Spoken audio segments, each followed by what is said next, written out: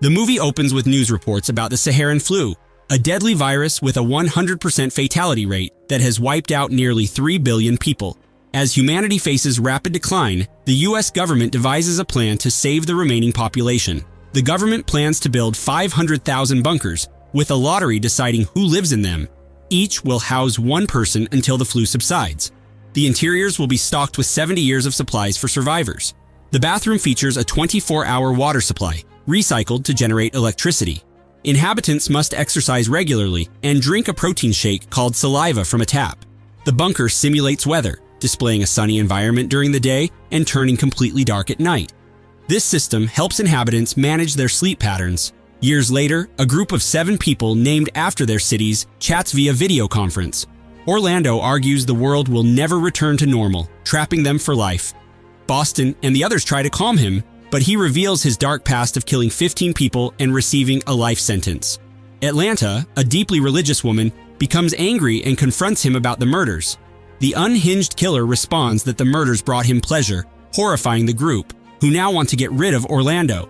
Fortunately, Denver, a skilled hacker in the group, suggests he can potentially disable Orlando's transmission. However, there's a catch. Denver warns that if he disables Orlando's transmission, it can't be restored. This would leave Orlando isolated for life, which could fuel his desire to kill again. Faced with this tough decision, the group agrees to put the matter to a vote. Boston, Atlanta, and Chicago vote to cut off Orlando's transmission, while Phoenix and Houston argue against it. Before Denver can decide, Orlando demands to be cut off, saying he's tired of seeing their boring faces. Denver hacks the system, permanently making Orlando disappear. Later, a restless Phoenix talks to Denver about the incident, feeling guilty. He reassures her it was the right choice, and it's revealed they're in a relationship.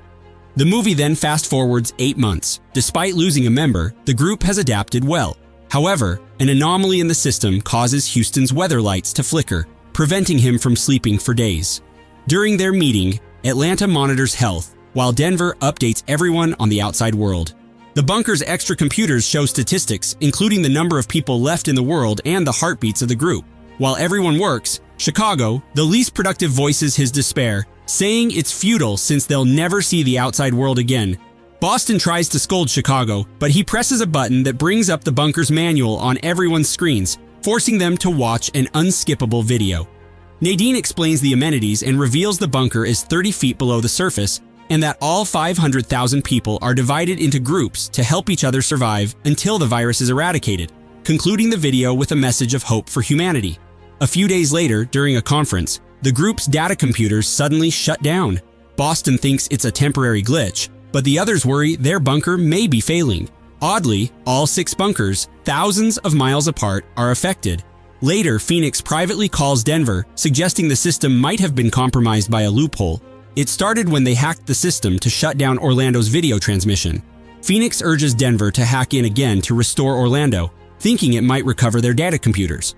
However, Denver explains that reinstating the transmission is impossible. Phoenix becomes angry and begins to share her life story, losing her father at a young age, leaving her mother to raise her. As she grew up, she fell into drug use and frequently ran away from home. One day, after not finding her stash in her room, she suspected that her mother had taken it.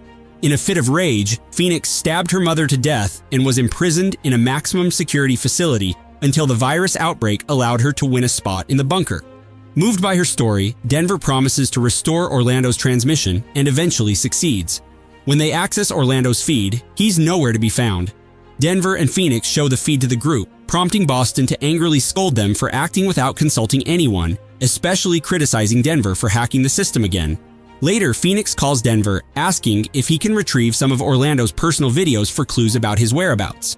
Denver agrees and puts his hacking skills to the test, eventually downloading several videos.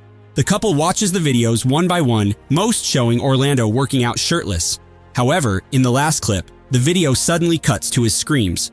When the feed resumes, he has vanished, leaving the impression that someone or something has taken him away.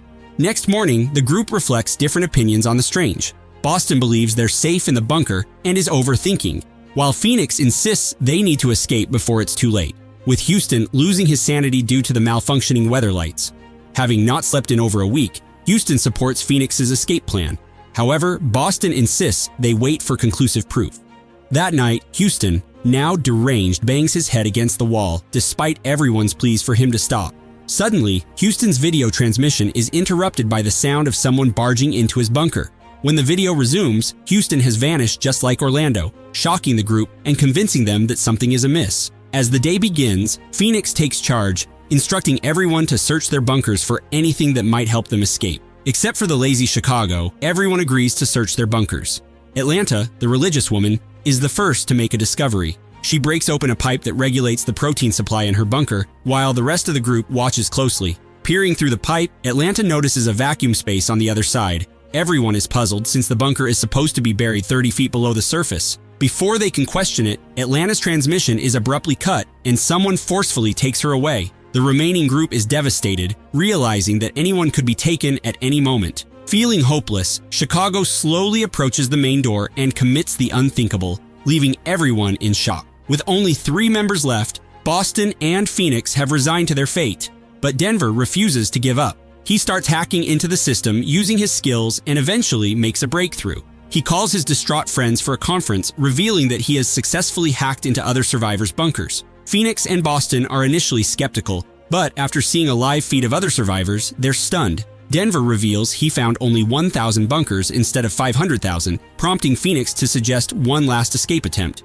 Boston thinks escaping the bunker is nearly impossible, but Phoenix suggests cutting the wires inside to open the door. The boys find it risky, but Phoenix's determination convinces them to agree. Before they begin, Denver promises to walk across the country if they succeed. If cutting the wires is their only option, they go for it. When they succeed, an alarm sounds and the door swings open. Phoenix steps out first, surprised to find herself in a normal-looking apartment with a large hallway, not the bunker she imagined. The reality is different from what Phoenix expected. Before she can fully process it, Denver steps out from the next door, revealing they've been living in the same building for 6 years. They embrace in joy and confusion, and soon Boston joins them. The 3 then explore the strange apartment, making their way to the terrace. After 6 long years, they finally feel the sunlight. Phoenix climbs a staircase for a better city view and is surprised to see everything bustling, like people walking and also heavy traffic. When she returns to her friends, she notices they seem to be hiding from someone. 2 men who look like policemen are searching for the trio, leaving no escape from the terrace.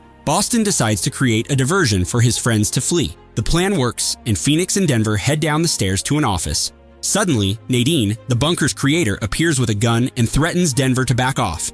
Nadine warns Phoenix to keep away from Denver, calling him dangerous. Confused, Phoenix asks for an explanation, and Nadine reveals the truth.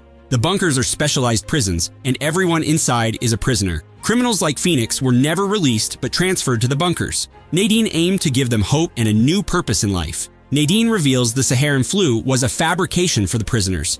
Denver's speculation is confirmed when she states only 1,000 are held in the bunkers. She explains that Orlando's leaked video sparked public outrage, leading to the expulsion of prisoners. The public believed prisoners had too much freedom and luxury, prompting the government to shut down the project. They are pulling everyone out to modify the bunkers, reducing freedom and making life uncomfortable. The revelation shocks Phoenix, but she still wonders why Denver was incarcerated. Nadine reveals he stalked and murdered 15 women, devastating Phoenix as she realizes Denver had been pretending to love her. However, Denver had never thought he would be getting out of prison. The twist leaves Phoenix stunned. Soon, the police arrive and knock them out. In the end, Phoenix and Denver find themselves in the hallway with the group. Orlando tries to escape but is shot, and the survivors are sent back to their grim, revamped bunkers. Thanks for joining us.